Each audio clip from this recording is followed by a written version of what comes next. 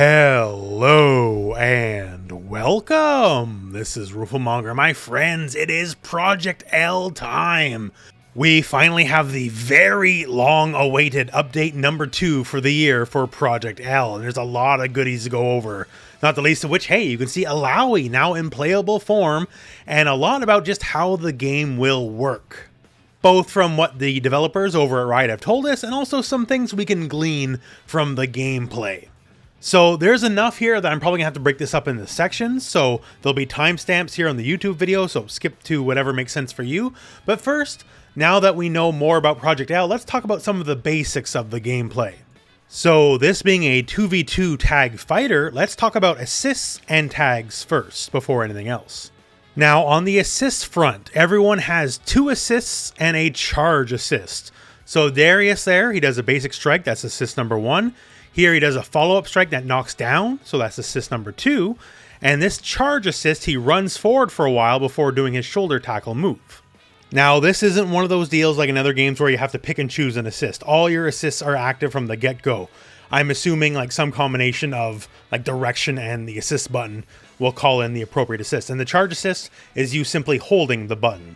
As you can see here, Darius, he runs a little bit before he goes into the move, so I'm assuming that's part of the charge assist, is they're just on screen for longer before doing the move they're going to do. So that's basically assist 101 as far as we can tell. Now here's the thing, handshake tag. This is definitely one of the most exciting things about the game. So obviously, tag fighter, you need your tags, and the handshake tag lets you pass along the active player to the assist as long as the assist is on screen. And you can wait a good while, as you can tell here. So Ahri kept attacking long after the assist was finished up, and then we switched to Ekko. One more time just to really give this sequence its due, because it's very interesting. So Ahri does a chain sequence, looks basically like light, medium, heavy, that kind of stuff, calls the Ekko assist. Instant air dashes, yes, there's air dashing, and hits the very sneaky looking cross up, right? But didn't quite get him. So again, another ABC light, medium, heavy, and then tags into Ekko, who goes low and catches Jinx. So very elaborate offensive sequences are definitely allowed thanks to this tag system. And as far as combos and assists go, you can do something a little bit more basic, like do your combo, assist to rejuggle, recombo from there. It's a fighting game classic, why not, right? Or you can have your active tag be part of the combo. Hit the enemy, call in the assist, and then tag into the assist, and now they're the ones driving the bus. Now let's talk defensive mechanics for a moment here. We have a new mechanic here in the dynamic save and an old classic returning one. So dynamic save is basically combo breaker or burst, whatever you want to call it. Quick thing to note about the burst out of the gate, either you can remain your current character or swap into the burst character. But you do need a tag partner to do your burst. And like many combo breaker moves, while you're getting hit, you can totally activate it and get the enemy off you. And just say like Guilty Gear, you can do a bad burst. If the enemy is a bit too far away and you burst, well, it's just going to totally miss. They get the block and they can punish you. Now, one very interesting aspect here is the punish is basically an auto punish. You see here, Jinx blocks the burst, and Darius just flies into the wall and bounces off, right?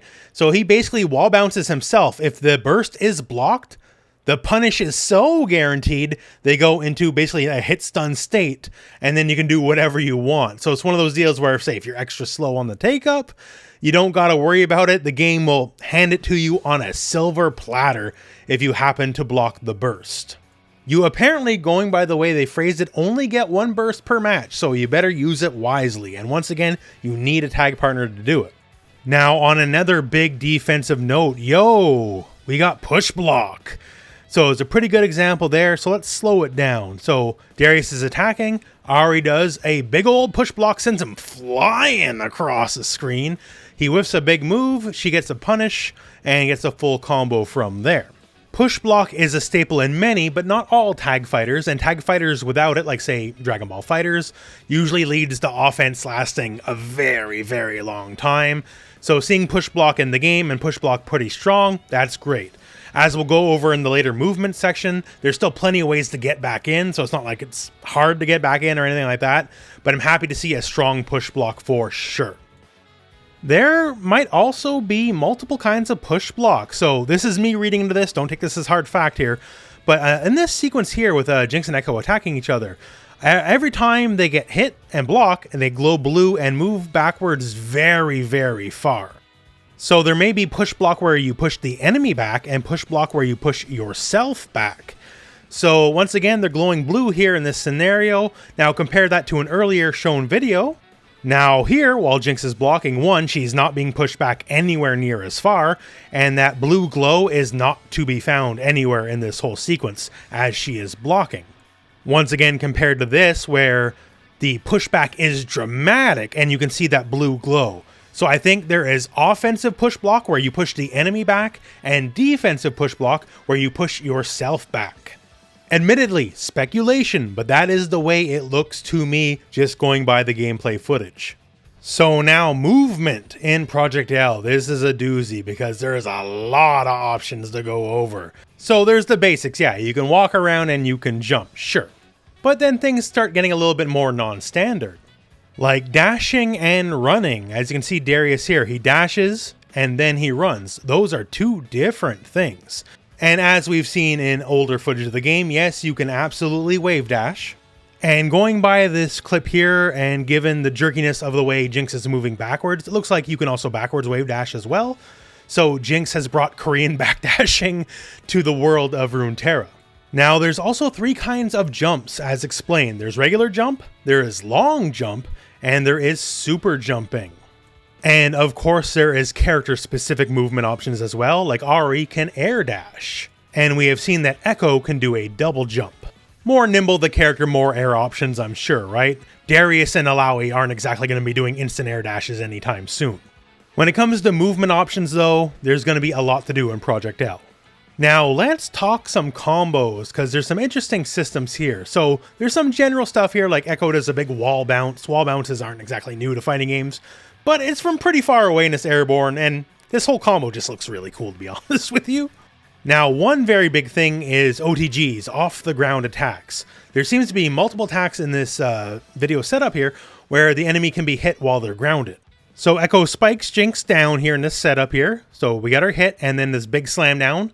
And then she's kind of in a crouching state, not all the way grounded. And then she can get hit from that rejuggling.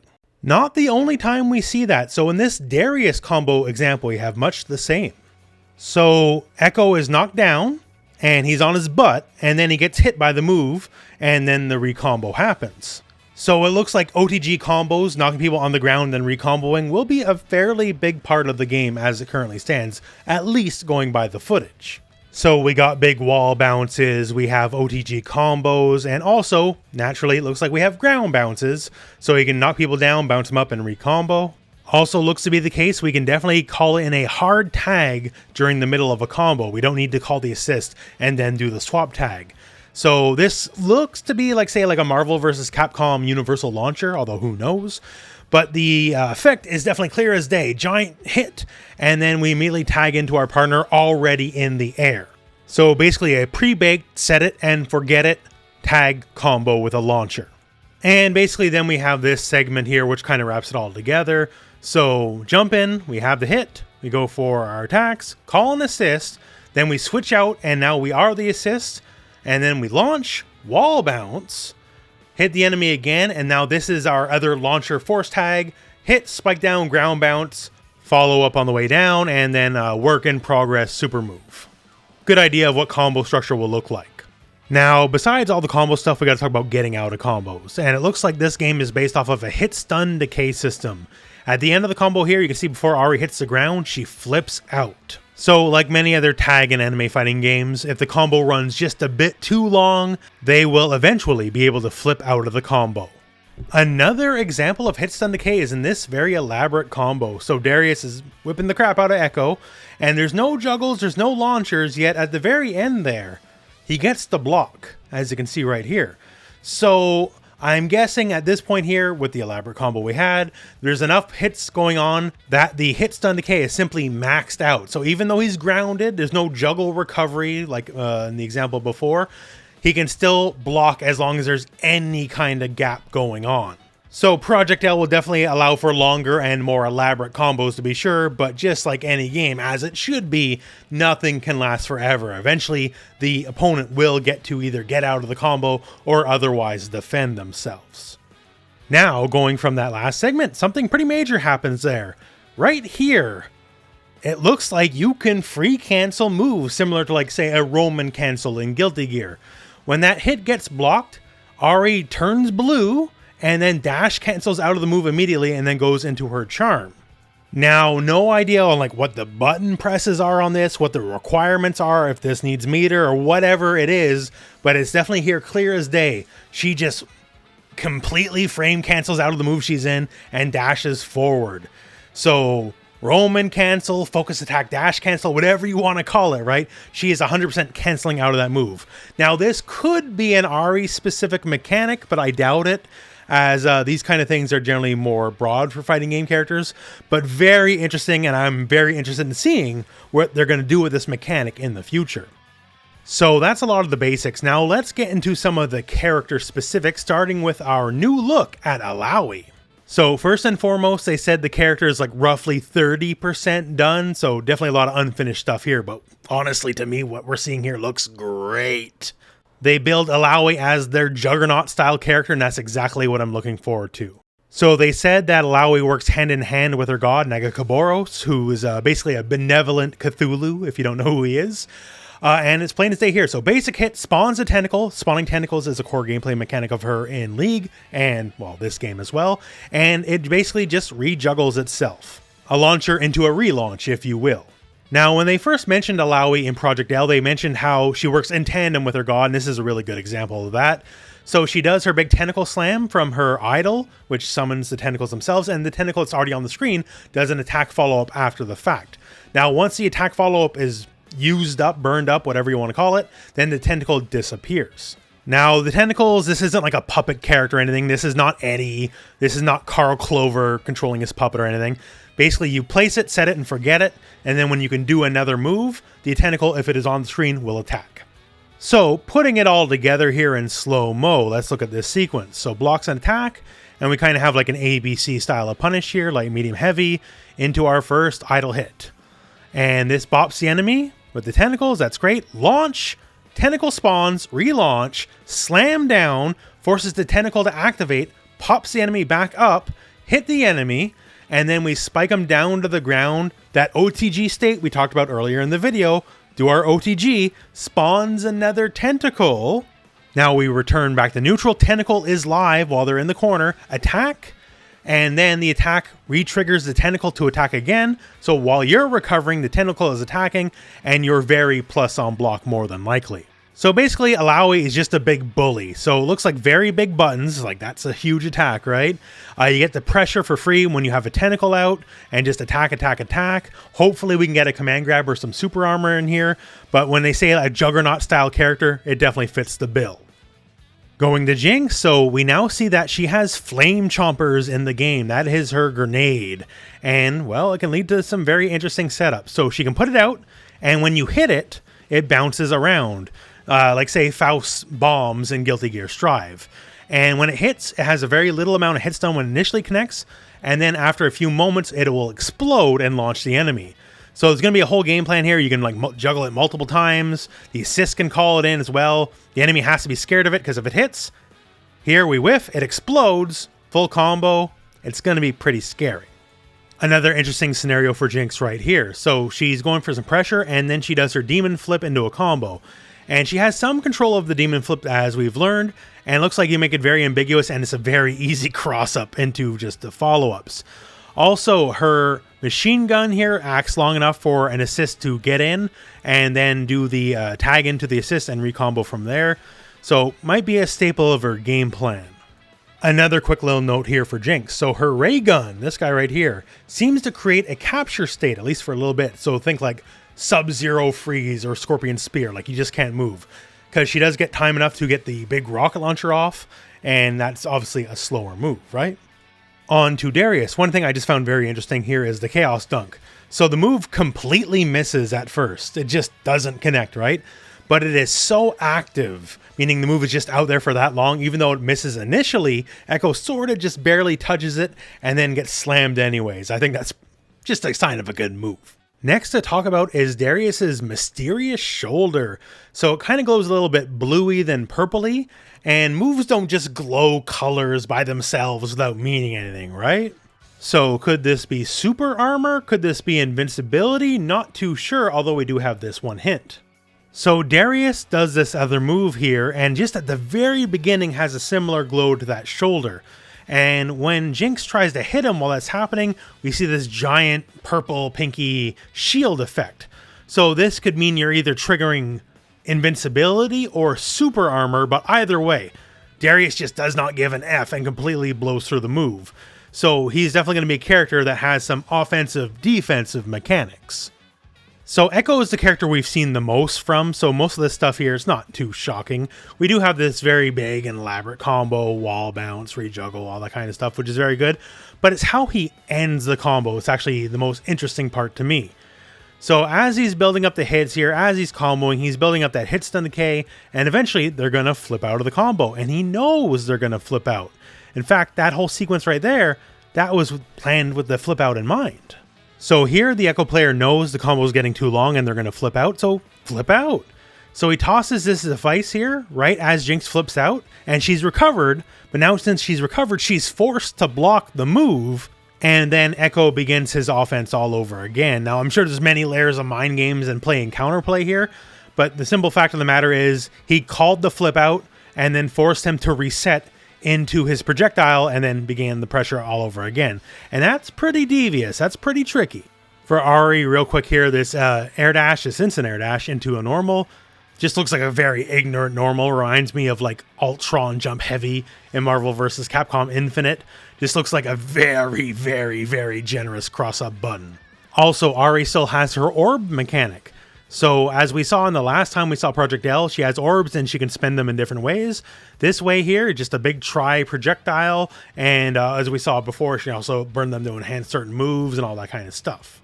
On the combo front here, we can see that she uses her air dash to recombo in the air, so gets a hit, and then cancels the hit into an air dash, and then hits again as they're being juggled. So depending on how many times she can air dash, maybe she has like staircase combos or something. That'd be pretty interesting. And then she has her drills, which have a new animation from the last time, and can spike the enemy down, ground bounce, and then into a super. So the super multiple hits, really cool. One thing you notice here when Darius gets back up, he glows. So that means invincible wake up more than likely. And also Ahri has multiple projectiles from her orbs. So you can shoot one orb to shoot one smaller projectile versus the big tri-shot. That being her unique mechanic resource, I'm sure there's going to be lots of interesting things all around it, to be sure. We only have a limited idea right now. So yeah, lots of stuff, huh? Man, that's really good, really refreshing. Very happy to see some Project L stuff. And now we get to wait 6 to 7 to 8 to 9 months before we get another update. Yay! So, take it in while you got it. Enjoy it while it lasts, because, well, we certainly learned a lot about the game here, mechanics-wise. That's great. Got to see Illaoi in action. That's great. New stage. This is like some sort of Ionia stage. This would be Ahri's stage, if any stage is like her stage, I guess, right? But yeah, we're probably going cold for a long while to come. You better believe on this channel, whenever there is more Project L news to cover, I will definitely be covering it. But when will that be, God? That might be like June next year. So soak it in is all I can really say. But still, once again, very glad to have gotten the news as it stands, even if it'll be a while till next time. But we got it. That's great. So that said, that is the news as it currently stands, my friends. Project L news and info is definitely few and far between, so I would definitely like to know what you guys think about it, so post that in the comments below. And otherwise, well, we're at the end of the video. So thank you very much for watching. Hope this video has found you well, and go out and play some Project L in like 2024 or 2025. Oh God, it's gonna be a while. Just go out and have a good one.